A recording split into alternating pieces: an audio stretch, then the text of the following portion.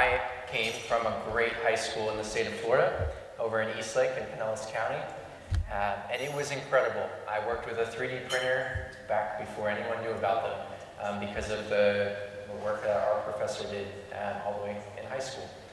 And so when I came to UCF, and I have now been there, this is now my 9th year in the university system, and so I appreciate your investment in UCF and what it's done for me. I now have 2 degrees in aerospace engineering, and I'm trying as hard as I can to finish the 3rd, and then only be a professional instead of a professional student. While doing that, I came across a really unique need. Sorry. And when I did, I went into our machine lab and our manufacturing lab, and I met another incredible gentleman, Dominique Corbin. And I brought in an idea and a hope, and he looked at me and he said, go back to the drawing board, this is never going to work. And I said, but I think if we change it, we make it a little bit better, we might have something here.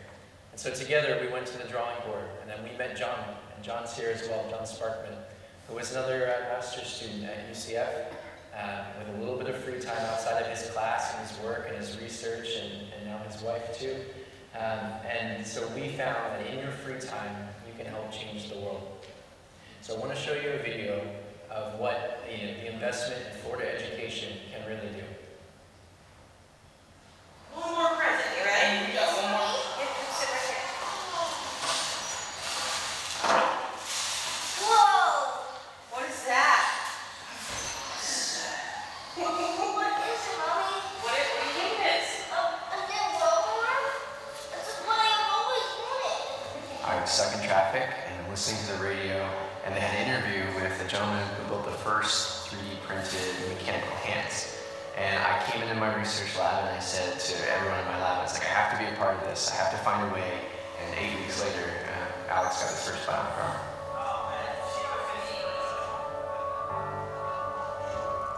I've always wanted to be able to use engineering for more than just inside the laboratory. And you hear about these kids who have no hope, and all of a sudden, a little bit of teamwork and engineering gives these families hope.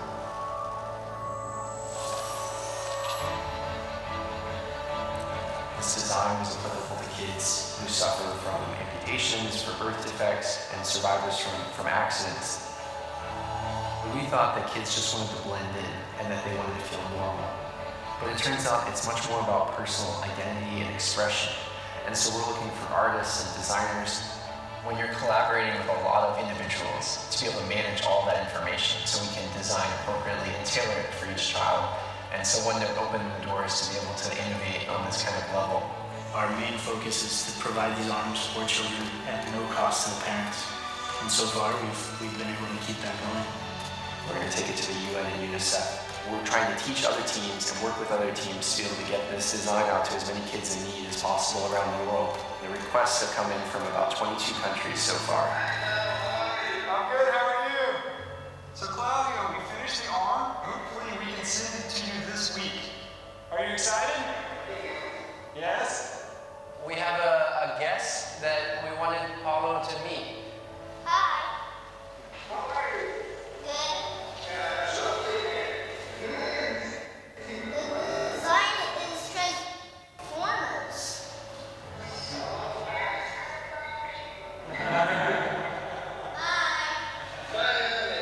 Hi, Paulo.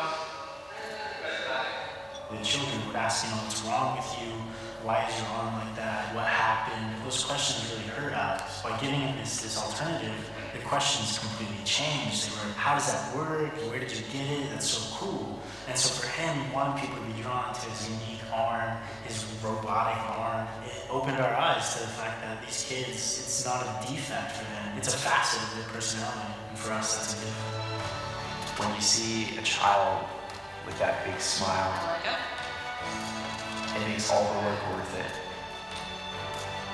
What you do in your free time really matters. We go to school, and then in those last few hours of availability in the day, what you do can change the world.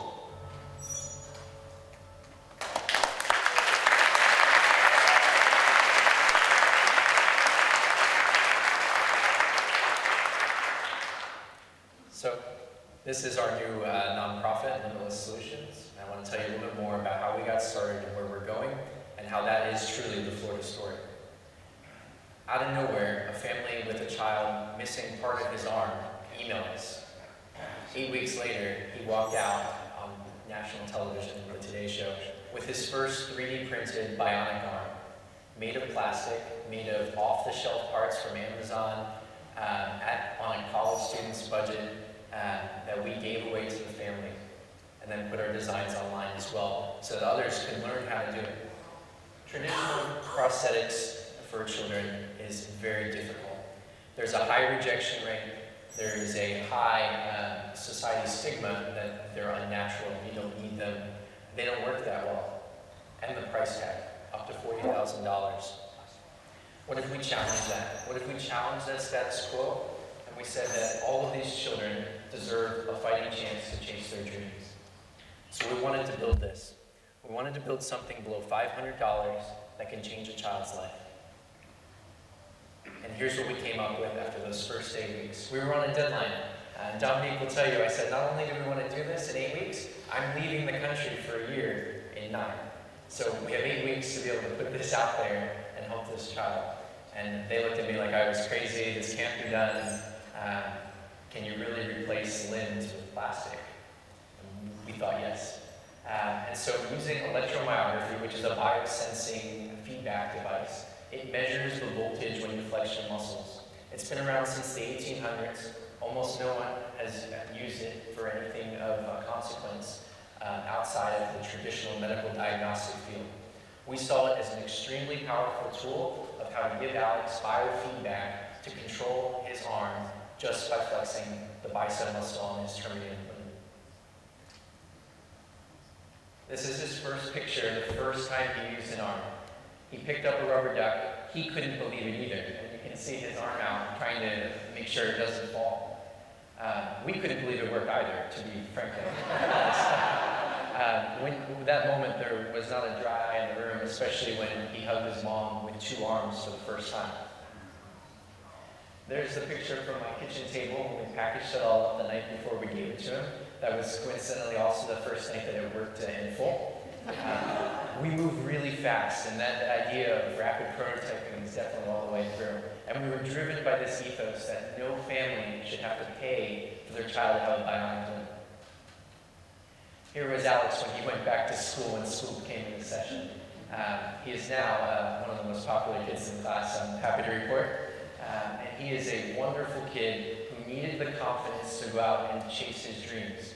The same child who was afraid to go to the grocery store because other kids would stare at him, would ask him questions. Did a shark eat your arm? What's wrong with you? Why aren't you like me? Parents ask the same questions too, we found out. It's a large issue. But Alex turns out to be an incredible kid that with the right help and the right innovation, he's now wanting to change the world. But we didn't stop there. The design went online. I went to Germany. John and Dominique took over building a nonprofit. Well, from Germany, we would telecommute and conference and occasionally fly back and forth. And we met this girl named Madeline. Madeline lives in Virginia. She is an incredible 7-year-old girl, loves to swim. She'll beat most of the other kids with only 1 arm. It's incredible. And we wanted to do something different. Alex's arm, you saw the white arm, was very functional. From an engineering standpoint, it was over-engineered. The battery lasted about 5 days, but you had to charge it in a fireproof bag. We wanted to change that. And with Madeline's arm, we brought in the art component and the ease of use. And here was Madeline, the day before Thanksgiving. John and Dominique drove from Florida to Virginia. I commuted from Germany via Skype. And we met the family with their first device, and they were able to make it work for her on Thanksgiving Day, and then drive home for their own Thanksgiving. So Madeline got this wonderful purple arm themed on Tangled from Disney, and it matched her and her personality and the vibrance, and when you see that smile, that's what helped launch our company and this passion that we now have for bringing disability tech into the mainstream and showing that if you put the resources behind it, it doesn't need to cost $40,000, and we can help every kid in need, because children don't need to change. It's the tools that need to change.